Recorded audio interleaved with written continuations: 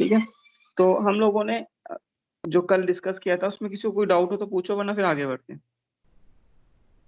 Sir उसमें एक hybrid vigour था हेटरोसिस, वो बता दो एक बार।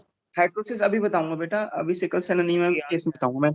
हाँ मैंने बोला था ना, उसको थोड़ा आगे बढ़ेंगे। ठीक है, आगे चलो फिर। हाँ, उसके बाद जो टर्म्स यूज इन जेनेटिक्स है वो भी कंटिन्यू रखते हैं। तो अभी यहाँ पे पढ़ना है बैक क्रॉस।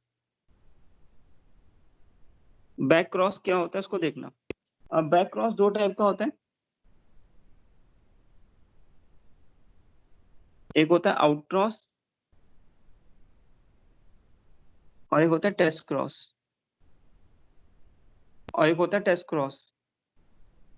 ठीक है, बैक क्रॉस दो टाइप का होता है बेटा, एक होता है आउट क्रॉस और एक होता है टेस्ट क्रॉस। अब ये है क्या बैक क्रॉस, देखेंगे एक बार। देखो, अगर सपोज करो, ध्यान सुनना, जैसे अगर हम किसी भी जीनोटाइप को, सपोज करो किसी जीनोटाइप को किसी होमोजाइगस डोमिनेंट से क्रॉस करा दे, होमोजाइगस डोमिनेंट से क्रॉस करा दे, तो उसे बोलते हैं आउट क्रॉस। अगर हम किसी जीनोटाइप को होमोजाइगस रिसेसिव से क्रॉस करा दे, होमोजाइगस रिसेसिव से क्रॉस करा दे, उसे बोलते हैं टेस्ट क्रॉस। फॉर एग्जाम्पल, एक जीनोटाइप है से, जैसे ये है जीनोटाइप, मैं इसको इससे क्रॉस करा रहा हूँ, कैपिटलिटी कैपिटलिटी, होमोजाइगस डोमिनेंट है ये। ठीक है, कैपिटलिटी कैपिटलिटी होमोजाइगस और इट इज डोमिनेंट। तो मुझे बताओ नेक्स्ट जनरेशन में क्या आएगा। अच्छा, इसके लिए तुम्हें गैमेट्स भी पता होना चाहिए, मैं भी गैमेट्स बनाना सिखाऊंगा। इस वाले, ये जो इंडिविजुअल है ये वाला, इसके गैमेट्स दो बनेंगे, कैपिटल टी बनेगा एक स्मॉल टी, और इसका एक ही बनेगा कैपिटल टी। तो इससे क्रॉस कराओ कैपिटल टी आएगा, इसको इससे क्रॉस कराओ कैपिटल टी स्मॉल टी आएगा। ठीक है, ये अब मुझे कोई बताएगा कि इस कैपिटल टी एक जीनोटाइप है, इस जीनोटाइप का फिनोटाइप क्या होगा? टॉल होंगी दोनों। डोमिनेट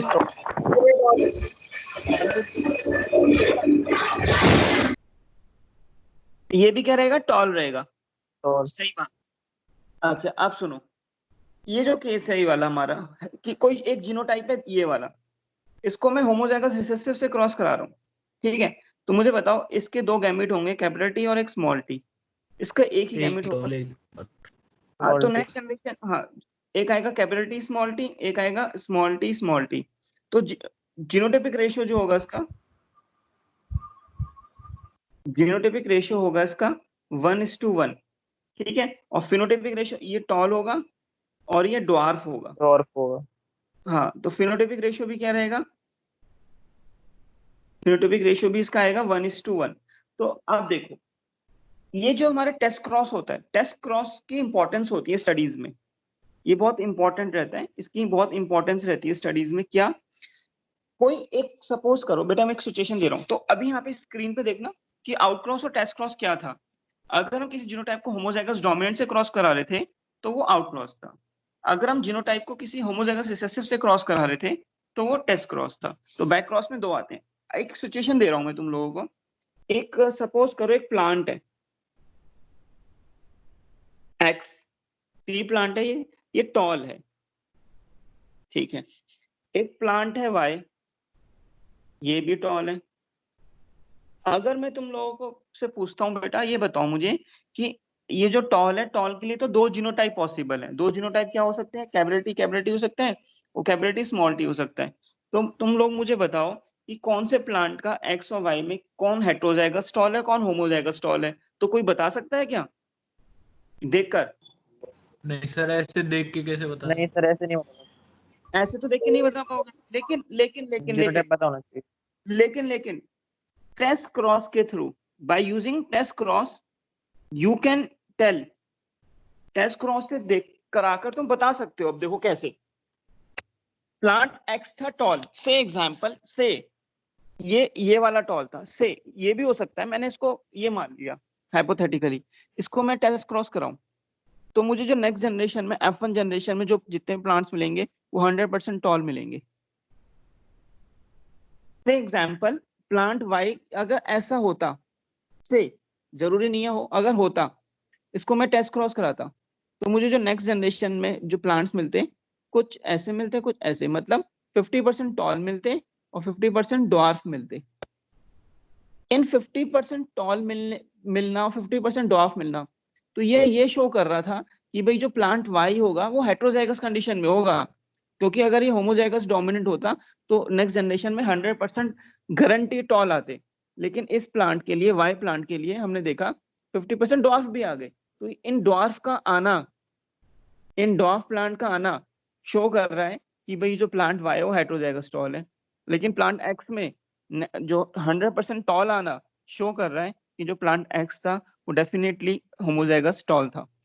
लेकिन अगर मैं तुमसे बोलूं बेटा क्या तुम इसको बैक से आउट क्रॉस करके बता सकते हो, तो क्या ये पॉसिबल है आउट क्रॉस से ऐसा करना? कोई सोच के बताए। सर बिल्कुल नहीं पॉसिबल, बता ही नहीं सकते। क्यों? अगर तुम सपोज करो उसको प्लांट एक्स को आउट क्रॉस करते, अगर तुम आउट क्रॉस करते तो टॉल ही है। कैविटी कैपिटल को कैपिटल सी करते तो 100% टॉल, विदाउट एनी डाउट। इसको अगर प्लांट वाई में भी सारे टॉल आते हैं। इसमें भी टॉल 100% टॉल, तो कोई फायदा ही नहीं होता आउट क्रॉस का। तो भाई हर केस में टॉल आ रहा है तो फायदा ही क्या है? तो यस, टेस्ट क्रॉस की इंपॉर्टेंस होती है। टेस्ट क्रॉस की क्या इंपॉर्टेंस है? It is used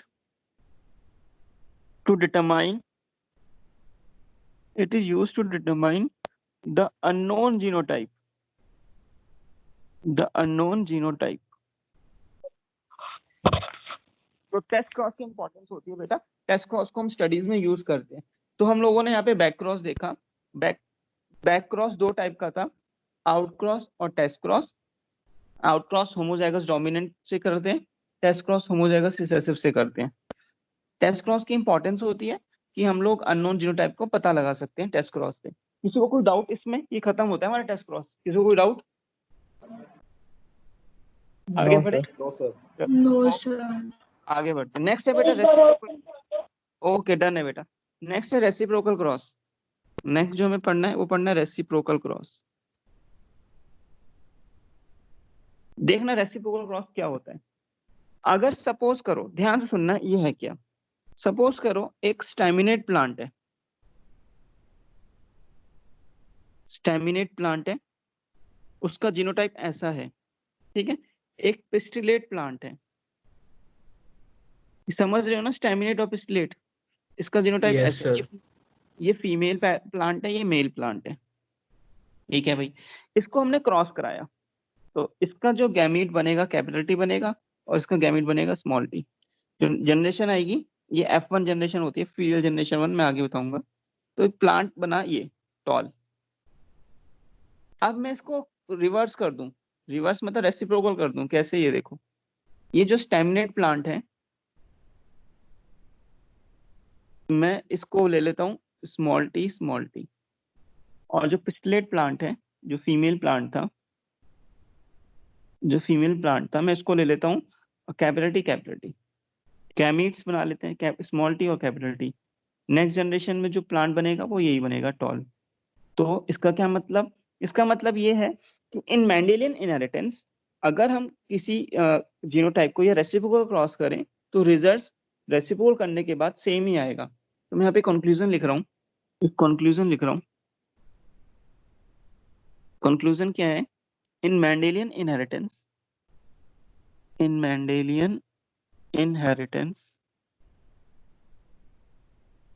reciprocal cross will give similar result, but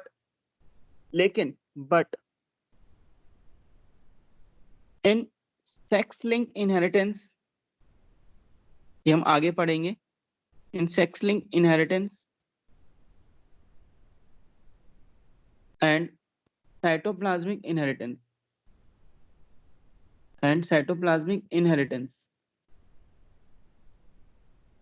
reciprocal cross will give different result। ये इंपॉर्टेंट लाइन हो गई है, इसको मैं तुम्हें बताऊंगा, इसको आगे डिस्कस करेंगे। थोड़ा सा मैं व्यू दे दूंगा अभी क्यों आता है, ठीक है। एक पॉइंट और लिखेंगे यहाँ पे, इन ऑटोसोमल इनहेरिटेंस, या लिख सकते हैं genes related the autosome genes, ऐसे लिख सकते हैं, या लिख सकते हैं in autosomal inheritance reciprocal cross also give similar result, ठीक है। अब देखो कंक्लूजन देखा हमने, रेसिप्रोकल क्रॉस होता क्या है यहाँ देख लिया। अगर हम उनको रिवर्स कर दें, मेंडेलियन इनहेरिटेंस में तो देखा था रिजल्ट सेम आ रहा था, टॉल आ रहे थे, ये भी टॉल आ रहा था और ये भी टॉल आ रहा था, ठीक है, ये तो हमने देखा था। लेकिन सेक्स लिंक इनहेरिटेंस और साइटोप्लाज्मिक इनहेरिटेंस में रेसिप्रोकल क्रॉस डिफरेंट रिजल्ट देते हैं। ये टॉपिक अब आगे पढ़ना है हम लोगों को, थोड़ा याद रखना। अभी मैं थोड़ा व्यू दूंगा।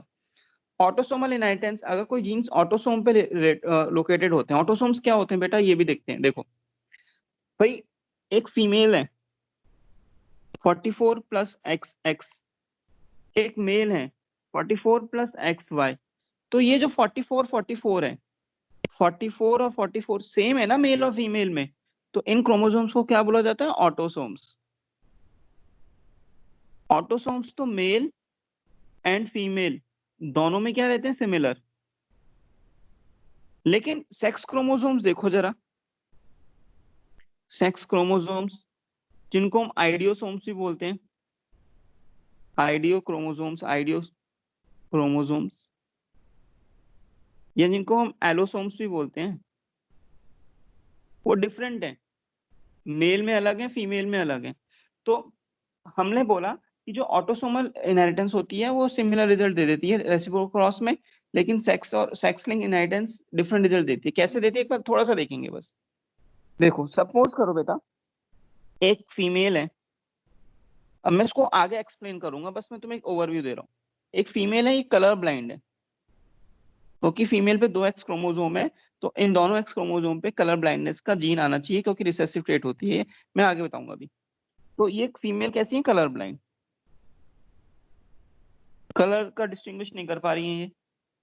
इनकी मैरिज होगी मेल से, ये मेल अच्छा खासा देख रहे हैं भाई, इनको कलर दिखते हैं अच्छे से। अब इनका गैमीट बनाएंगे, ये सेक्स लिंक इनहेरिटेंस होती है कलर ब्लाइंडनेस, तो इनका गैमीट ये बनेगा, और मेल साइड से गैमीट ये बनेगा। क्रॉस करा देते हैं, क्रॉस कराया ऐसा आया, इसको इससे क्रॉस कराया ऐसा आया, ठीक है। अब ये जो मेल्स हैं, इन मेल्स को बोलते हैं colour blind mail, colour blind mail. ये मेल फंस गए, कलर ब्लाइंड हो गए। ये जो फीमेल्स हैं, ये फीमेल्स नॉर्मल फीमेल कहलाएंगी, ये नॉर्मल बट करियर, क्योंकि मैंने तुम्हें अभी बताया था कि ये जो सेक्स लिंक, ये जो कलर ब्लाइंडनेस है, ये एक्स लिंक रिसेसिव ट्रेट है। तो एक्स लिंक रिसेसिव ट्रेट वो होती है जो होमोजाइगस स्टेट में एक्सप्रेस करती है, तो इस कंडीशन में होमोजाइगस है, तो ये फीमेल कलर ब्लाइंड है। अब क्योंकि ये जो फीमेल बनी ऑफस्प्रिंग, ये ऑफस्प्रिंग्स हैं, क्योंकि ये जो फीमेल बनी ऑफस्प्रिंग्स, इन फीमेल में एक ही एक्स क्रोमोसोम पे रिसेसिव ट्रेट है। रिसेसिव ट्रेट कब एक्सप्रेस करती है, दोनों क्रोमोसोम पे हो, मतलब ये तो कुछ ऐसा हो गया कैपिटल स्मॉल टी। तो इस कंडीशन में कलर ब्लाइंडनेस एक्सप्रेस नहीं करेगी, तो नॉर्मल बट कैरियर होंगी फीमेल। लेकिन ये जो मेल्स हैं ये कलर ब्लाइंड है, क्योंकि इनके के पास तो एक ही एक्स क्रोमोसोम है। अब थोड़ा रिवर्स कर देते हैं, रिवर्स क्या करते हैं, मेल्स को बनाते हैं कलर ब्लाइंड और फीमेल्स को नॉर्मल कर दिया। नॉर्मल ऐसे भी हो सकती है और ऐसे भी हो सकती है, तो मैंने ये वाला केस ले लिया है, ये वाला, ठीक है। इनको हमने रेसिप्रोकल कर दिया। अब कलर ब्लाइंड कौन है, मेल, कौन है, मेल, ये नॉर्मल है, तो इनका गैमेट तो ये होगा मेल्स का, फीमेल साइड से ये क्रॉस करा दिया, XCX XY। इस केस में जो रिजल्ट आए वो डिफरेंट आए, और इस केस के रिजल्ट डिफरेंट थे। इसमें मेल नॉर्मल है, फीमेल करियर है, लेकिन इस वाले केस में मेल कलर ब्लाइंड थे। तो अगर हम सेक्स लिंक इनहेरिटेंस में रेसिप्रोकल क्रॉस करते हैं, तो डेफिनेटली रिजल्ट जो होते हैं वो चेंज हो जाएंगे। इसको और डिटेल में पढ़ेंगे आगे वाले टॉपिक में। तो अभी हम लोगों को इतना याद रखना है कि जो रेसिप्रोकल क्रॉस होता है होता क्या है, इसके रिजल्ट मेंडेलियन इनहेरिटेंस में सेम आते हैं, लेकिन सेक्स लिंक में और क्रोमोसोम इनहेरिटेंस में डिफरेंट आते हैं। और ऑटोसोम वाले में भी सेम आते हैं। ऑटोसोम्स तो सेम होते हैं दोनों मेल और फीमेल में। सेक्स लिंक में अलग कैसे आते हैं थोड़ा मैंने एक एग्जांपल दिया है, बाकी इसको डिटेल में हम लोग नेक्स्ट उस टॉपिक में पढ़ेंगे। बेटा नेक्स्ट जो हम पढ़ने जा रहे हैं यहाँ पे है forked line method of gamete formation. Forked line method अभी इंट्रोडक्शन की पार्ट है। Forked line method of gamete formation. तुम लोगों को गैमीट फॉर्म करना आना चाहिए, ठीक है। तो इसको कैसे पढ़ेंगे बेटा, सबसे पहले तो एक फॉर्मूला लिख रहा हूँ उसके लिए, 2n where n equals to number of heterozygous pair, number of heterozygous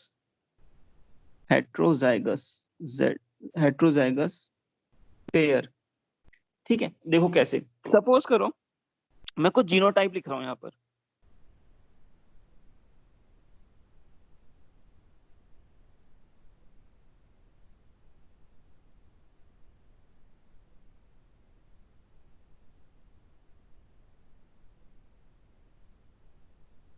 ठीक है। मैंने 5 जीनोटाइप लिख लिए। अब मुझे बताओ ये वाला जीनोटाइप में इसमें कितने गैमेट्स बनने चाहिए, 2n, बताओ कितने बनने चाहिए। सर 2 बनने चाहिए सर। तो 4 भाई 2 सर। हेटेरोजाइगस पेयर कितने 4 यहाँ आएंगे पे, सर। सर पेयर तो फोर सर फोर एक है। वो हेटेरोजाइगस पेयर पेयर नंबर एक ऑफ फोर है आएंगे सर। सर। नहीं नहीं बेटा, देखो मन्नू, जीन्स अलग अलग है, एक पेयर ये हो गया, ये एक पेयर ये हो गया, जीन्स अलग अलग है, ए जीन अलग है, बी जीन अलग है। तो पेयर मतलब यहाँ पे कैपिटल ए स्मॉल ए है, पेयर ये कैपिटल ए और small A. Number of heterozygous pair in alleles, alleles में देखते हैं हम।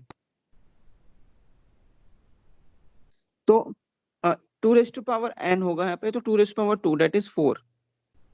इसमें बताओ कितने बनेंगे। 2 सर 2 Two. बनेंगे Two. इसमें तो। इसमें कितने बनेंगे। 2 2 इसमें कितने बनेंगे। 0 एक 1 3 1 होगा सर। 1 1 होगा नहीं सर इसमें। 3 अरे यार 2 हाँ भाई होंगे सर। 1 होगा। मुकुल 1 कैसे बोल रहे हो। सर 2 होगा मे बी। 2 भी कैसे 3 है सर। अच्छा अच्छा वो सीसी दिखाई नहीं सर वो। एनीथिंग दोनों पावर मतलब कितना 2। तो दोनों छोटे लगे थे सी सर वो। कैपिटल सी और बेटा छोटे नहीं है, दोनों अलग अलग है। अच्छा इस वाले के कितने बनेंगे। 8 2 दैट इज। अच्छा एक जीनोटाइप और बताना। ठीक है बेटा गुड। इसमें सॉरी ये है जीनोटाइप, इसके कितने बनेंगे one. बताना। 1 एक ही सर एक। बिल्कुल सही। 2 0 एनीथिंग 0 इज 1, तो इसका एक ही बनेगा, सही है। अब बनेंगे कैसे वो देखना जरा। अभी गैमेट्स बनते कैसे थोड़ा देखेंगे, सुनो। सबसे पहला ये वाला देख लेते हैं। इसके हमें ये तो पता है 4 बनेंगे, कैसे बनेंगे देखो, ऐसे स्टार्ट करना, 0 से स्टार्ट करना। पहले ए जीन को पकड़ो, कैपिटल ए और स्मॉल ए, ठीक है भाई। फिर बी जीन को पकड़ो, बी जीन 2 फॉर्म में लिख सकते हैं, बी जीन को 2 फॉर्म में लिख सकते हैं। तो एक तो गैमेट बनेगा कैपिटल ए और कैपिटल बी, एक गैमेट बनेगा कैपिटल ए और स्मॉल बी, एक गैमेट बनेगा स्मॉल ए और कैपिटल बी, और एक गैमेट बनेगा स्मॉल ए और स्मॉल बी। तो 4 गैमेट बन गए, ठीक है। अच्छा सपोज करो ऐसा होता, ठीक है। तो इसका 2n लगाओ तो 2 मतलब 2 गैमेट बनेंगे। कैसे देखो, 0 से स्टार्ट करेंगे, ए जीन को पकड़ा कैपिटल ए और स्मॉल ए। अब बी जीन को पकड़ो, बी जीन तो एक ही फॉर्म में ना, 2 फॉर्म में लिख ही नहीं सकते, स्मॉल बी है। तो गैमेट बनेगा कैपिटल ए स्मॉल बी और स्मॉल ए स्मॉल बी, तो 2 गैमेट बन गए। चलो एक और पेयर ले लेते हैं, जैसे कि ये वाला ले लिया। इसमें कितने बनने चाहिए, 2 दैट इज 2 बनने चाहिए। कैसे बनेंगे 2 देखो, 0 से स्टार्ट किया, ए जीन 2 फॉर्म में है, लेकिन बी जीन की तो फॉर्म एक ही है, स्मॉल सी जीन भी एक ही फॉर्म में है, तो एक बन गया capital A small B small C, और दूसरा बन गया small A small B small C. चलो ठीक है, एक और एग्जांपल लेते हैं, ये वाला जीनोटाइप ले लेते हैं। तो फिर कितने बनने थे मुकुल, 8 गैमेट बनेंगे। Yes, कैसे sir. बनेंगे देखो, 0 से स्टार्ट करेंगे, तो ए जीन 2 फॉर्म में कैपिटल ए स्मॉल ए, ठीक है भाई। थोड़ा मैं गैप बना लेता हूँ। बी जीन 2 फॉर्म में ठीक है, अब ये जो ए जीन है, ए, अब देखो बी जीन यहाँ पे दो फॉर्म में, capital B small B, capital B small B. C gene भी दो फॉर्म में, capital C small C, capital C small C, capital C small C, capital C small C. तो एक गैमेट बनेगा capital A capital B capital C, एक gamete बनेगा capital A capital B small C, एक gamete बनेगा capital A small B capital C, capital A small B small C, small A capital B capital सी, ये वाला, एक ये वाला, small ए capital B small C, एक ये वाला, small A small B capital C, एक small A small B small C. तो काउंट करो 1 2 3 4 5 6 7 8, तो 8 गैमेट बन गए। तो ये मेथड था बेटा फोक लाइन मेथड और गैमेट फॉर्मेशन। किसी को कोई डाउट इसमें? No sir. बना लोगे आप गैमेट? Yes sir. हाँ ठीक है। तो अब कितना बड़ा भी जीनोटाइप आए तुम बना सकते हो, इजी है, इसमें कुछ दिक्कत नहीं आनी चाहिए। तो किसी को कोई डाउट हो तो पूछो, फिर ना आगे बढ़ेंगे। कोई बच्चा किसी को कोई डाउट हो तो पूछे, वरना फिर आगे बढ़ते हैं। किसी को कोई डाउट नहीं, आगे बढ़ते हैं। चलो ठीक है, ओके ठीक है। बेटा हम आगे बढ़ते हैं। हमने ये तो पढ़ लिया था ना कि advantage of pea as experiment material, भाई large number of progeny in short time, cultivation time कम होता है, लाइफ साइकिल बहुत शॉर्ट टाइम में कंप्लीट कर क्रॉस लेता है, फर्टिलाइजेशन, क्रॉस फर्टिलाइजेशन हो जाती है, बाइसेक्सुअल फ्लावर है, सेल्फ पॉलिनेशन, ये तो पढ़ लिया था। हाइब्रिडाइजेशन होती है। ओके ठीक है बेटा। मेंडेल ने ना, ध्यान सुनना, मेंडेल ने जो देखा, जो स्टडी की थी, 7 कंट्रास्टिंग ट्रेड स्टडी करी। वो क्या ट्रेड्स थी एक बार देख लेते हैं। मेंडेल ने क्या काम किया था? Mendel studies 7 contrasting trades in P plant. तो वो क्या ट्रेड्स थे एक बार देखते हैं। तो ऐसे स्टार्ट करते हैं बेटा, ऐसे स्टार्ट करेंगे। ऐसे देखो, अगर कोई प्लांट हमें लगाना है तो सीड से लगाएंगे। पहले सीड ले लेते हैं, सीड, ठीक है। सीड अगर हम बात करें तो सीड की उन्होंने 2 ट्रेट ली, एक तो सीड की शेप ली और सीड का कलर, ठीक है। तो मैं यहाँ लिख लेता हूँ, एक तरफ डोमिनेंट, एक तरफ लिखता हूँ मैं डोमिनेंट, एक तरफ लिखता हूँ रिसेसिव, ठीक है। तो देखते हैं बेटा, सीड की शेप जो राउंड, सीड की शेप जो राउंड है, राउंड इज डोमिनेंट, राउंड मतलब एकदम राउंड, और रिंकल कुछ इस टाइप से रिंकल थे सीड में, तो रिंकल मतलब रिसेसिव। कलर की बात करें तो येलो कलर सीड का डोमिनेंट है और ग्रीन कलर सीड का रिसेसिव। तो सीड लगाने के बाद अगर हम देखें, लगाने के बाद तो क्या आएगा? सीड लगाएगी, प्लांट बड़ा होगा। स्टेम हाइट देख लेते हैं, स्टेम बनेगी तो स्टेम का केवल एक कंट्रास्टिंग ट्रेट है, हाइट, बाकी सबके 2-2 हैं। जैसे सीड का शेप है, कलर है, स्टेम का हाइट था। हाइट में टॉलनेस, टॉल प्लांट डोमिनेंट और ड्वार्फ रिसेसिव। जब प्लांट की हाइट बढ़ गई, ठीक है, स्टेम इलोंगेट कर गई, तो क्या लगेगा? फ्लावर लगेगा उस पे। फ्लावर की भी 2 कैरेक्टर चूज करे इन्होंने, फ्लावर की पोजीशन और फ्लावर का कलर। फ्लावर की पोजीशन जो एक्सियल थी बेटा, मतलब अगर ये स्टेम है, ये ब्रांच है, तो ब्रांच की इस वाली साइड से जो आ रहा है फ्लावर, ब्रांच की जो इस साइड से आ रहा है वो एक्सियल फ्लावर, तो एक्सियल डोमिनेंट थी। अगर टिप पे आ रहा है, टिप पे फ्लावर आ रहा है, तो टर्मिनल फ्लावर रिसेसिव था। फ्लावर का कलर, जो वॉयलेट फ्लावर था, वॉयलेट टी प्लांट का वॉयलेट फ्लावर डोमिनेंट था, और जो व्हाइट फ्लावर था वो रिसेसिव था, ठीक है। फ्लावर लग गया। फ्लावर लगने के बाद अब क्या लगना है? फ्लावर लगने के बाद वहां पे पॉड लगनी है। पॉड मतलब फलियां, मटर की फली नहीं होती ऐसे, सीड। हाँ, इसके अंदर सीड मिलती है। मटर की पॉड होती है फली, उसमें सीड मिलती है। कवरिंग। तो पॉड की भी 2 थी, शेप और कलर। कलर। शेप में बेटा इन्फ्लेटेड और एक कांस्टेंट। इन्फ्लेटेड मतलब फुल, इन्फ्लेटेड तो डोमिनेंट थी, इन्फ्लेटेड को बोलते हैं फुल। फुल मतलब कुछ इस टाइप पूरा, ठीक है। और कॉन्स्ट्रिक्टेड, कॉन्स्ट्रिक्टेड मतलब ऐसे ऐसे सिकड़ा। हाँ, रिंकल नहीं, कॉन्स्ट्रिक्टेड। कॉन्स्ट्रिक्टेड कैसी थी? इसकी रिसेसिव। कलर देखें, कलर उल्टा होता है सीड के, भाई अगर तुम सीड ग्रीन कलर, और येलो।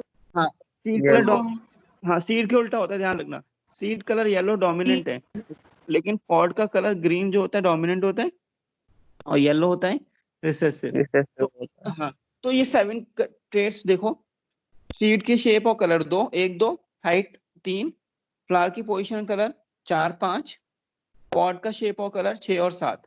तो 7 कंट्रास्टिंग ट्रेट पड़ी। सीड का, फ्लावर का, पॉड का 2 2 कंट्रास्टिंग ट्रेट थी, लेकिन स्टेम हाइट केवल एक ही है। ठीक है, तो ये हम लोगों को 7 ट्रेट्स थोड़ा याद रखना है, तुमने 10th क्लास में भी पढ़ा था। इसमें किसी को कोई डाउट हो तो पूछे। No sir. आगे बढ़े? No sir. अच्छा ठीक है। यस सर, आगे बढ़ो। हाँ, तो इसमें एक चीज थोड़ा याद रखना, मैं नोट डाल रहा हूँ यहाँ पे।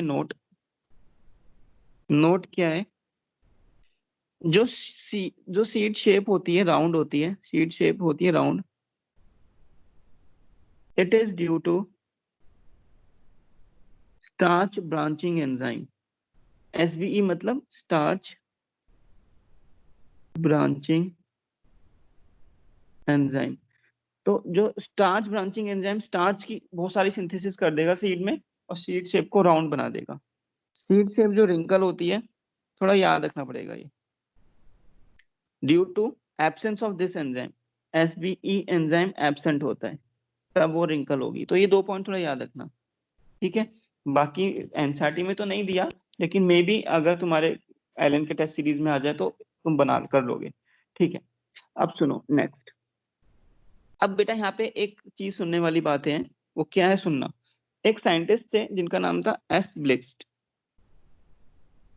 इन्होंने ना क्या काम किया, इन्होंने कैरोटाइप बनाया, produces karyotype of pea plant, produces karyotype of pea plant.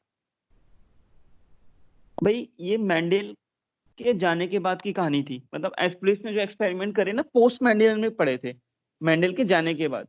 तो वो क्या थे, थोड़ा हम डिस्कस कर रहे हैं यहाँ पे थोड़ा सा बात। कैरोटाइप जानते हो ना? कैरोटाइप क्या होता है? क्रोमोसोम्स को हम अरेंज कर देते हैं, फिर उसकी स्टडी करते हैं। क्रोमोसोम को हमने according to the size arrange कर दिया। जो क्रोमोसोम सबसे बड़ा वो पहले लिखेंगे, जो क्रोमोसोम छोटा वो बाद में। तो उन्होंने कैरोटाइप बनाया पी प्लांट का। कैरोटाइप बनाया तो उन्होंने क्या देखा, अब सुनो। उन्होंने देखा all the contrasting traits, all the contrasting traits studied by Mendel in Isom sativum is located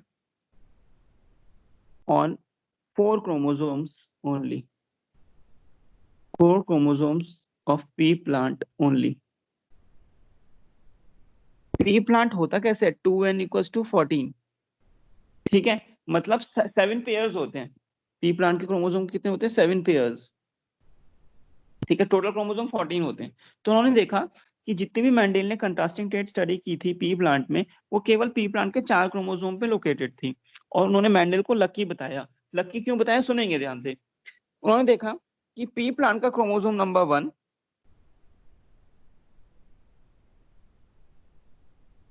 P plant का क्रोमोसोम नंबर 4, यहाँ पे थोड़ी जगह कम हो रही है, 5 और 7 मैं ऐसे लिख देता हूँ।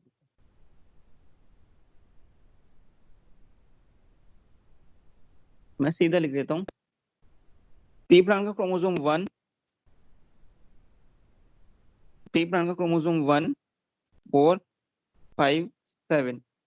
तो इन 4 क्रोमोसोम पे पी प्लांट का क्रोमोसोम नंबर 1, पी प्लांट का क्रोमोसोम नंबर 4 और पी प्लांट का क्रोमोसोम नंबर 5 और 7, इन 4 क्रोमोसोम पे मेंडेल की जो ट्रेट्स थी 7, वो सातों की सातों ट्रेट लोकेटेड थी। वो कैसी ट्रेट लोकेटेड थी, ध्यान रखना, ऐसे याद रखेंगे। देखो SFSP, SF 1 पे लिख देना और SP से लिख देना। पहले सारा कलर लेंगे, सीड कलर, फ्लावर कलर।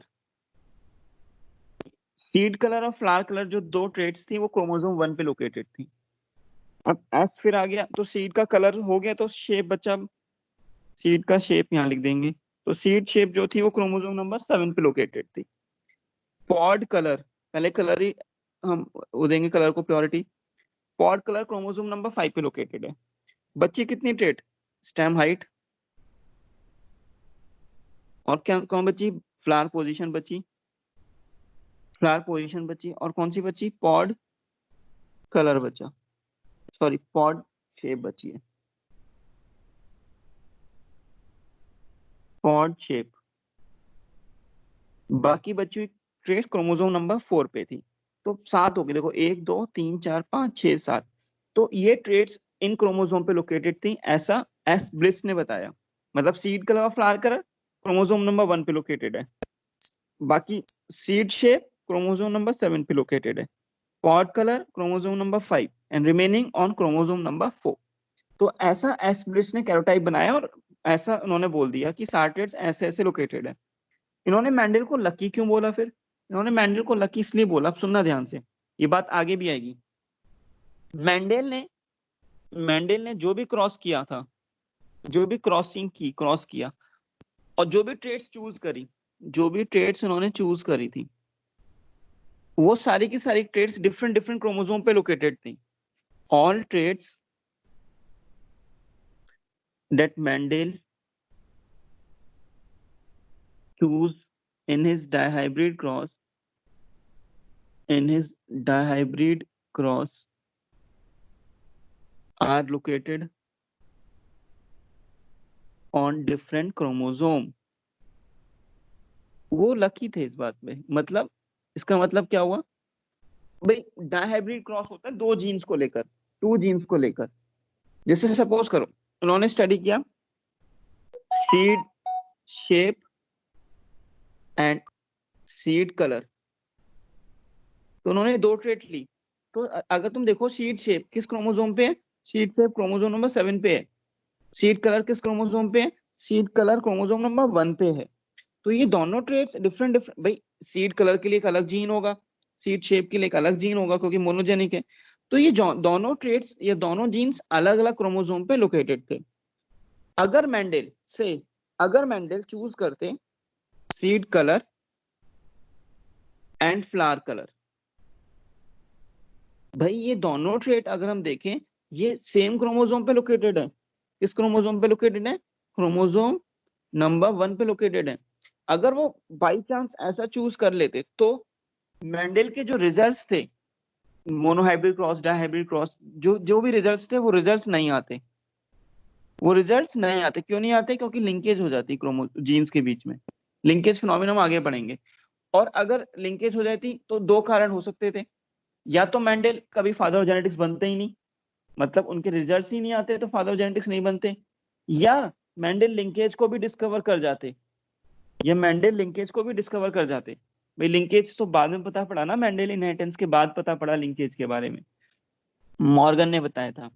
तो दो कारण हो सकते थे, या तो मेंडल के रिजल्ट ही नहीं आते। क्यों नहीं आते रिजल्ट? क्योंकि दोनों जो ट्रेड्स थी सेम क्रोमोसोम पे हैं, और अगर सेम क्रोमोसोम पे हैं तो वो दोनों जीन्स ना लिंकेज शो कर देते हैं। लिंकेज होता है क्या, वो आगे पढ़ेंगे। तो भाई उनके रिजल्ट्स नहीं आते। या दूसरा क्या हो सकता था, या मेंडल लिंकेज को भी डिस्कवर कर जाते तो वो तो और अच्छी बात होती। तो एक्स प्लेस ने मेंडल को थोड़ा लकी बोल दिया, because all the traits that was studied by the Mendel that traits are located on different chromosomes. If the traits are located on the same chromosomes, then linkage might be occur. And जो Mendel का result था वो नहीं आता, या Mendel linkage को discover कर जाते। तो ये कुछ बातें थी ये एस्पिरेट्स ने जो कही, ठीक है। तो तुमसे जो क्वेश्चन पूछ सकता है, ये पूछ सकता है कि भाई जो ट्रेड्स थी वो क्रोमोसोम किस किस पे लोकेटेड थी। तो एस्पिरेट्स का कैरोटाइप हमें याद रखना होगा उस केस में। तो कैसे याद रखेंगे? मैंने तुम्हें बताया था SF SP, कलर को प्रायोरिटी देंगे तो कलर, सीड कलर हो चुका तो शेप, पॉट कलर, और रेस्ट 4 पे आएगी, ठीक है। तो ये एस्प्लिस ने ऐसे करा। तो हम आगे बढ़ते हैं, किसी को कोई डाउट तो पूछो वरना फिर आगे बढ़ते हैं। नहीं सर, थोड़ी और गलती कर देता तो ग्रैंडफादर बन जाता सर। हाँ लिंकेज भी डिस्कवर कर लेते, गलती कर लेता। लिंकेज भी डिस्कवर कर जाते और लिंकेज को भी बता देते। अब मॉर्गन को बोलते हैं ना experimental father of experiment genetics, फिर मेंडल ही होते सब कुछ। तो बस यही रहा उनका थोड़ा। अब लकी बोलो या अनलकी बोलो पता नहीं, ब्लिस ने तो लकी बोला था। खैर आगे बढ़े बेटा, किसी को कुछ पूछना है? नहीं पूछना, ठीक है आगे बढ़ते हैं। तो बेटा आगे जो हम डिस्कस करने जा रहे हैं वो हम डिस्कस करने जा रहे हैं। हाँ बेटा पूछो, कोई किसी को कुछ पूछना था? नहीं, ठीक है आगे हम पढ़ने जा रहे हैं पोस्टुलेट्स ऑफ मेंडल। ठीक है, that is law of Mendel, law of Mendel. ठीक है, हमारी एनसीईआरटी में ना उन्होंने 3 लिखे हुए हैं, तो एनसीईआरटी को भी रीड करेंगे, पहले जो हम पढ़ा रहे हैं उसको पढ़ेंगे, फिर एनसीईआरटी मॉड्यूल का सब पढ़ लेंगे। तो लॉ ऑफ मेंडल, मेंडल के यहाँ पे हमें 4 लॉ डिस्कस कर रहे हैं। Principle of pair factor, principle of pair factor, भाई फैक्टर मतलब जीन, मेंडल जीन्स नहीं बोलते थे, वो फैक्टर बोलते थे। सेकंड जो पढ़ना है principal of dominance, principal of dominance. जो तीसरा पढ़ना है बेटा that is principle of segregation, principle of segregation. और जो चौथा पढ़ना है law of independent assortment, law of independent assortment, ये पढ़ना है हमें। ठीक है, तो एनसीईआरटी वालों ने ये 3 दिए हुए हैं। ठीक है, ये 3 दिए हुए हैं, तो एक बार डिस्कस कर लेते हैं बेटा। तो सबसे पहले हम डिस्कस करने जा रहे हैं principle of pair factor, principle of paired factor. ठीक है, तो भाई फैक्टर क्या होता है? फैक्टर तो मेंडल जीन्स को बोलते थे। ठीक है, तो सुनना जरा इसके बारे में, प्रिंसिपल ऑफ पेयर फैक्टर क्या बताया उन्होंने, मैं यहाँ पे लिख देता हूँ। It is regarded as generalization, generalization because diploid organism contains 2 alleles of a gene। इसका क्या मतलब है बेटा? ये एक जनरलाइजेशन की तरह रिगार्ड करते हैं, मतलब जनरल बातें, क्योंकि जितने भी डिप्लॉयड ऑर्गेनिजम्स होते हैं उन डिप्लॉयड ऑर्गेनिज्म में हर जीन का 2 एलील होगा। जैसे भाई कोई जीन है, से क्रोमोसोम नंबर 1 है, ठीक है, इस पे कोई भी जीन है, तो जो कोई जीन है, सपोज करो एक जीन यहाँ पे ए है, तो सेम पोजीशन पे उसका दूसरा एलील भी होगा। तो एक जीन की कितनी कॉपी होंगी? एक जीन की यहाँ पे 2 ही कॉपी होंगी, मतलब 2 एलील्स होंगे। जैसे होमोलोगस क्रोमोसोम होते हैं ना, हर क्रोमोसोम की कॉपी, तो हर एक जीन की केवल 2 ही पेयर होंगे, 2 ही एलील्स होंगे। तो इसलिए it is regarded as generalization only. ठीक है, इसलिए उसको जनरलाइजेशन बोला गया है कि ये तो भाई हर डिप्लॉयड ऑर्गेनिज्म में होगा ही होगा। ठीक है, लेकिन अगर मेंडल को हम इस बात पे ये चैलेंज कर सकते हैं, क्योंकि मेंडल ने बोला कि जितने भी ऑर्गेनिजम्स हैं उन सब में हर जीन के 2 एलील्स होंगे। भाई मेंडल का वक्त सही था, मेंडल ने सही बात बोली पी प्लांट को लेकर, लेकिन ऐसा हर केस में तो पॉसिबल नहीं है ना। तो मेंडल को हम यहाँ पे चैलेंज कर सकते हैं। कैसे चैलेंज कर सकते हैं, सुनना। अगर कोई पॉलीप्लॉइड ऑर्गेनिज्म है, पॉलीप्लॉइड, पॉलीप्लॉइड जैसे ट्रिप्लॉइड है, टेट्राप्लॉइड है, तो इन दैट केस, उस केस में अगर तुम देखोगे तो हर ट्रिप्लॉइड के केस में हर जीन की कितनी कॉपी होंगी? 3 एलील्स होंगे एक जीन के। टेट्राप्लॉइड के केस में कितने होंगे? हर जीन के 4 एलील्स होंगे। तो ये तो भाई बात गलत होगी ना, मेंडल नहीं बोल पाए थे। तो डेविएशंस हैं, मेंडल के इस लॉ के डेविएशंस हैं, जो पे मेंडल को तुम चैलेंज कर सकते हो। पहली कंडीशन क्या थी? पॉलीप्लॉइड्स। दूसरी हैप्लॉइड्स। हैप्लॉइड जो ऑर्गेनिज्म होते हैं उसमें तो कोई पेयर ही नहीं होता। हैप्लॉइड्स में जो एलील होता है वही जीन होता है। Alleles and genes are synonymous,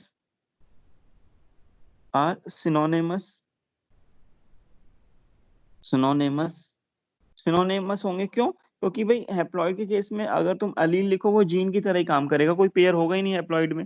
ठीक है, तो मेंडल का जो प्रिंसिपल ऑफ पेयर फैक्टर है वो क्या कहता है?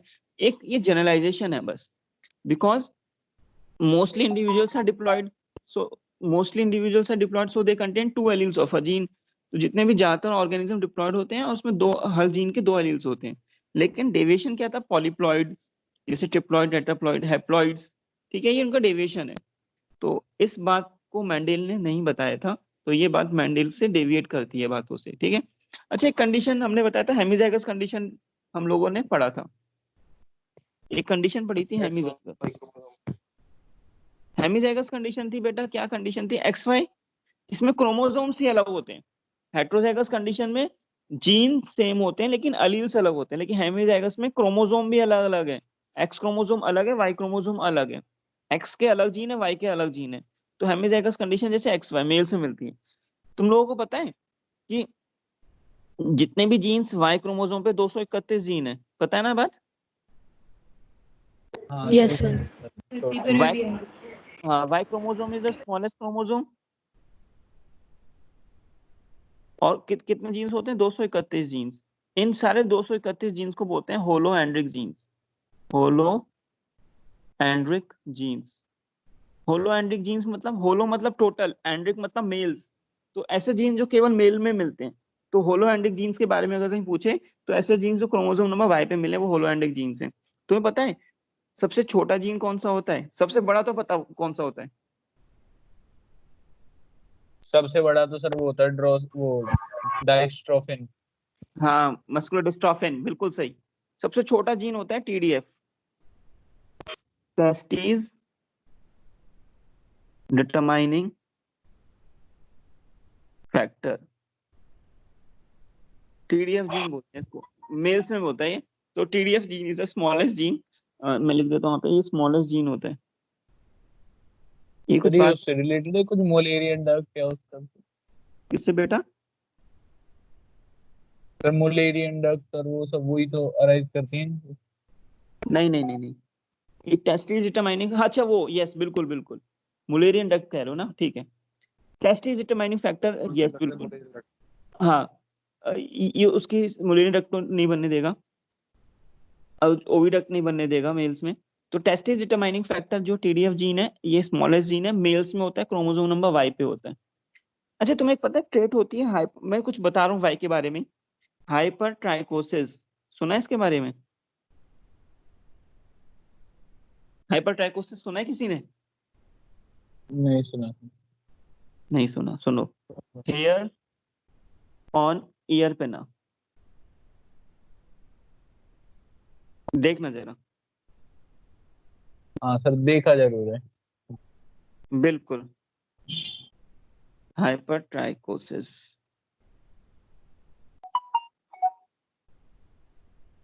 इन्होंने तो पता नहीं क्या ही शो कर दिया, ज्यादा ही शो कर दिया।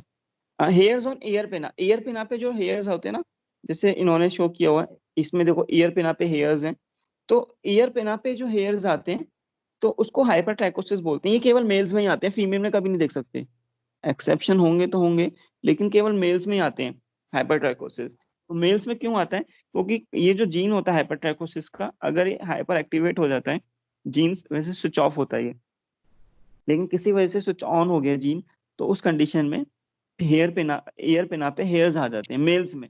तो हाइपरट्राइकोसिस मेल्स में ही होता है, फीमेल्स में नहीं होता। क्यों होता है मेल्स में? क्योंकि ये ट्रेट वाई क्रोमोसोम पे लोकेटेड है, होलो एंड्रिक है। तो हाइपरट्राइकोसिस मतलब hairs on ear pinna males में ही होता है, फीमेल में नहीं होता। एक होता है परक्यूपिन, परक्यूपिन जीन, मतलब ये रफ स्किन, ये जो मेल्स और फीमेल्स की स्किन में भी फर्क होता है, मेल्स की स्किन थोड़ी रफ होती है बिकॉज ऑफ दिस परक्यूपिन। परक्यूपिन जीन भी एक होलोएंड्रिक जीन है, वाई क्रोमोसोम पे लोकेटेड है। तो बेटा कुछ ये वाई क्रोमोसोम के बारे में छोटी सी कुछ बातें हमने यहाँ पे डिस्कस करी, तो ये फैक्ट्स थे, ये शायद बुक में नहीं है तुम्हारे। फिर आगे बढ़ते हैं, तुम्हें पता होना चाहिए था पर ये, ठीक है। नेक्स्ट जो सर पढ़ने जा इसीलिए रहे हैं, मेल और फीमेल के लिए कॉस्मेटिक्स आते हैं वो अलग अलग होते हैं। क्या अलग अलग होते हैं बेटा? फिर जो कॉस्मेटिक्स है वो सब आते हैं। हाँ बिल्कुल, क्योंकि परक्यूपिन स्किन है ना हम लोगों की। खैर, नेक्स्ट है बेटा principal of dominance, principal of dominance. तो प्रिंसिपल ऑफ डोमिनेंस क्या कहता है सुनेंगे, अब सुनना जरा। पहले मैं तुम्हें लैंग्वेज लिख देता हूँ, चलो पहले समझा देता हूँ। प्रिंसिपल डोमिनेंस क्या बोलता है, मेंडेल जो अपना एक्सपेरिमेंट करते थे उस केस में उन्होंने जो भी पेरेंट्स चूज किए, पेरेंट्स अपने नहीं पी प्लांट के, जो भी उन्होंने पेरेंट्स चूज किए थे पी प्लांट के, वो प्योर थे और कंट्रास्टिंग ट्रेड रखते थे। पेरेंट्स जो भी उन्होंने अपने एक्सपेरिमेंट जो भी क्रॉस कराए थे वो कैसे थे? प्योर। प्योर मतलब होमोजाइगस, भाई ये होमोजाइगस है, होमोजाइगस है। हैविंग कंट्रास्टिंग ट्रेट्स, अगर ये टॉल है तो ये क्या सा था? ड्वार्फ। तो कंट्रास्टिंग ट्रेट भी हो गई। तो इन मैंडेलियन एक्सपेरिमेंट, मैंडेल ने जितने भी एक्सपेरिमेंट करे, उन्होंने जो भी क्रॉस स्टार्ट किया उसमें जो पेरेंट्स लिए सबसे पहले वो हमेशा प्योर लिए और कंट्रास्टिंग ट्रेट वाले लिए, ठीक है। उन्होंने क्रॉस कराया तो इसका जो गैमीट बनेगा भाई, कोई हेटेरोजाइगस पेयर है नहीं, 2⁻0 दैट इज 1, कैपिटल टी। इसका जो गैमीट बनेगा small T. Next filial generation 1 बनेगी, F1 जनरेशन। तो F1 जनरेशन मतलब फीलियल जनरेशन 1, फीलियल जनरेशन 1। तो F1 जनरेशन में देखेंगे तो कैपिटल टी और स्मॉल टी आया। तो जो कैपिटल टी स्मॉल टी आया, जिसका जो फिनोटाइप होगा वो टॉल होगा। फिनोटाइप क्या हुआ? टॉल। तो अगर हम देखें भाई, उन्होंने क्या बोला? If two pure contrasting traits are crossed, two, एक वन येरी और एक येरी प्योर है, कंट्रास्टिंग ट्रेट है। If two pure contrasting trait are crossed, then the trait which appear in the F1 generation, जो ट्रेट F1 जनरेशन में आएगी वो डोमिनेंट ट्रेट होगी। भाई इसमें डॉर्फ नहीं बना, अगर यहाँ पे डॉर्फ बन जाता तो ये ट्रेट कैसी होती? डॉर्फ डोमिनेंट होती। तो इस केस में टॉलनेस आई, तो tall is the dominant trait. ये कुछ ऐसी बात हो गई जैसे सपोज करो हम एक कोई फ्लावर लेते हैं, कोई भी लिया एक फ्लावर, एक भाई रेड कलर का प्योर फ्लावर है, ठीक है, और एक फ्लावर थोड़ा येलो कलर का है, ठीक है। इनको क्रॉस कराया, क्रॉस कराने के बाद F1 में देखा रेड कलर फ्लावर आ गया, ठीक है। तो रेड जो कलर है वो डोमिनेंट है, वाई कलर डोमिनेंट नहीं है। तो मैंडेल को कोई सपना नहीं आया कि भाई उन्होंने रिसेसिव ट्रेट बना दी और डॉर्फ बना दी अपने मर्जी से, नहीं। उन्होंने एक्सपेरिमेंट कंडक्ट किया और क्रॉस कराया। क्रॉस कराने के बाद देखा F1 में क्या बन रहा है। तो F1 में देखा जो F1 में ट्रेट आ रही थी वो ट्रेट क्या कहलाती थी? वो डोमिनेंट ट्रेट होती थी। तो प्रिंसिपल ऑफ डोमिनेंस क्या बोलता है? If two pure contrasting traits are crossed, then the trait which appear in the F1 generation is the dominant trait. And upon selfing this trait, मैं इसको self कर दूं, अगर selfing मतलब self pollination, तो कैपिटल टी और small इस T को, इनको क्या कर दिया? सेल्फिंग, सेल्फिंग कर दी इनकी, ठीक है। तो आगे बढ़ते हैं। सेल्फिंग करने पे क्या होगा? ये थी सेल्फिंग ना, ये सेल्फिंग थी, ठीक है। तो अब मुझे बताओ इसके गैमीट्स क्या बनेंगे? Capital T small T. इसके गैमीट्स क्या बनेंगे? कैपिटल टी और स्मॉल टी। भाई 2⁻n हेटेरोजाइगस पेयर एक है तो दो बनेंगे, ये गैमीट्स हो गए। क्रॉस कराओ जरा, capital T capital T. Capital T हाँ और ये भी सारे small मैंने फटाफट क्रॉस करा दिया, ठीक है। अब अगर हम देखें बेटा, इसमें तीन प्लांट, ये वाले तीन टॉल आएंगे और ये वाला ड्वार्फ आएगा, ठीक है। 3:1। हाँ, तो ये फिनोटाइपिक रेशियो होगा। Phenotypic ratio is 3:1। Phenotypic ratio क्या आएगा? 3:1। और अगर मैं बात करूं जीनोटाइपिक रेशियो की, जीनोटाइपिक रेशियो, 1:2:1। हाँ बिल्कुल सही, 1:2:1, ये जीनोटाइपिक रेशियो होगा। तो ये मोनोहाइब्रिड क्रॉस हुआ, मोनोहाइब्रिड क्रॉस। तो मोनोहाइब्रिड क्रॉस कैसे? क्योंकि एक ही जीन को लिया ना यहाँ पर। तो मोनोहाइब्रिड क्रॉस में हमने यहाँ पे देख लिया मोनोहाइब्रिड क्रॉस था, तो हमने देख लिया प्रिंसिपल ऑफ डोमिनेंस क्या बोलता है। तो प्रिंसिपल ऑफ डोमिनेंस क्या बोलते हैं? If two pure contrasting trait are cross, then the trait which appear in the F1 generation is the dominant trait, and upon selfing these traits in F2 generation, ये F2 generation है, filial generation 2, filial generation 2 है ये। in F2 generation the trait, dominant trait appears in much higher proportion than the recessive trait। भाई dominant trait 75% बनी और 25% बनी recessive trait. तो अगर हम डोमिनेंट ट्रेट का परसेंटेज रेशियो देखें वो तो ज्यादा है ना रिसेसिव ट्रेट से, तो इसलिए इसको बोला कि ये लॉ ऑफ डोमिनेंस हुआ। तो यही है law of dominance. Law of dominance क्या बोलता है एक बार फिर से देखेंगे। If two pure contrasting traits are cross, then the trait which appear in the F1 generation is the dominant trait, and upon selfing of these traits, trait in the F2, dominant trait in the F2 generation appears in much higher proportion than the recessive trait। तो इसको हमने बोला क्या? Monohybrid cross. और ये dominant, principle of dominance prove करता है। किसको कोई डाउट इसमें? No, sir. No sir. ठीक है, तो प्रिंसिपल ऑफ डोमिनेंस को मैं इसको लैंग्वेज में लिखूं या ऐसे ही पढ़ लोगे? कर लेंगे सर ऐसे ही। वैसे स्टडी मैटर वैसे ही कर देंगे। तो मॉड्यूल से लिखेंगे सर डेफिनेशन तो। हाँ, डेफिनेशन मॉड्यूल से लिखना है, वैसे मॉड्यूल को भी रीड करेंगे हम लोग, ठीक है, तो इसको हम वहां से भी पढ़ लेंगे। अच्छा, एक क्वेश्चन है, आंसर करो। अगर हम लोग एक मोनो हाइब्रिड क्रॉस में, मतलब जीनोटाइप ये है, ठीक है, इसको टेस्ट क्रॉस करा दें, तो मोनो हाइब्रिड क्रॉस एक जीन है, मोनो हाइब्रिड जीन है, ठीक है, उसको टेस्ट क्रॉस करा दें, तो फिनोटाइपिक और जीनोटाइपिक रेशियो क्या आएगा?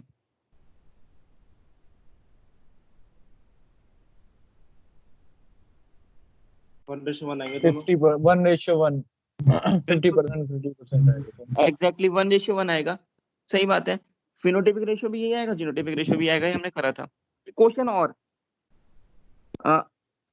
इन a monohybrid cross, in a monohybrid cross, ठीक है, in a monohybrid cross 256 plants, 256 seeds are obtained. Seeds are obtained in F2 generation. In F2 generation. और ये जो मोनो हाइब्रिड क्रॉस है वो toll gene को लेकर है, हाइट वाले जीन को लेकर, हाइट, ठीक है, हाइट वाले जीन को लेकर है। तो in a monohybrid cross having the gene of height, 256 seeds are obtained. 256 seeds are obtained in F2 generation. You have to tell how many seeds among 256 are heterozygous dominant,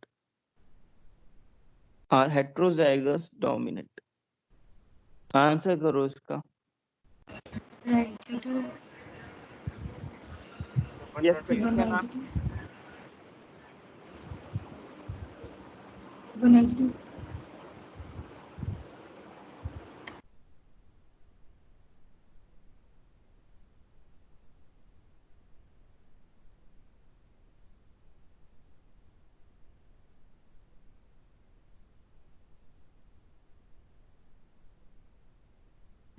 sir. Mukul कितना आ रहा है? 28 28 आ रहा है। Sir, 192. हाँ, आद्या बोलो। 128. आद्या बोलो। आद्या क्या कह रही है? Sir, 8 में है. मनु, सर 1 सेकंड अभी कर रहे हैं। हाँ बेटा, करो करो।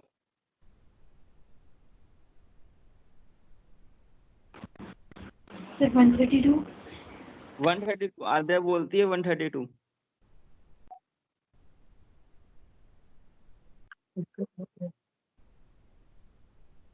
सर 128।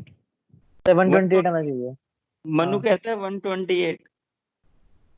मेरा भी 128 आ रहा है सर।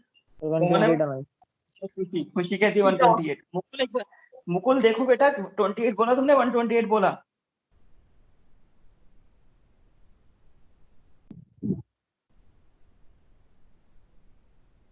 सर 128। 128, ओके, ठीक है। तो एक बार देखते हैं बेटा कैसे आएगा। हमें पता है F2 जनरेशन में जो आता है ये आएंगे ना जीनोटाइप, इसको बताने की जरूरत नहीं है। तो टोटल हेटेरोजाइगस 4 में से 2 हैं, है ना? और सीड्स कितनी थी? 256। Sir, मेरा भी 128 आ रहा है. तो आधे ने तो हमें 132 बताया पहले। चलो खैर, सही है। Sir, 130 को 192. हाँ कोई नहीं। तो अब उसको 256 को 2 से डिवाइड कर दो, क्या आ जाएगा? 128। 128 is the right answer. Modify करते हैं। मुझे बताओ, how many seeds among 256 are homozygous dominant? 64 64 ठीक, 64. सही बात, 64. सही बात है। 64. हाँ सही बात है, सही बात है, गुड। तो किसी को कोई डाउट है इसमें? नो। तो समझ आया mono hybrid cross? Yes sir. Yes sir. Yes ठीक है सर। बेटा, किसी को कोई डाउट हो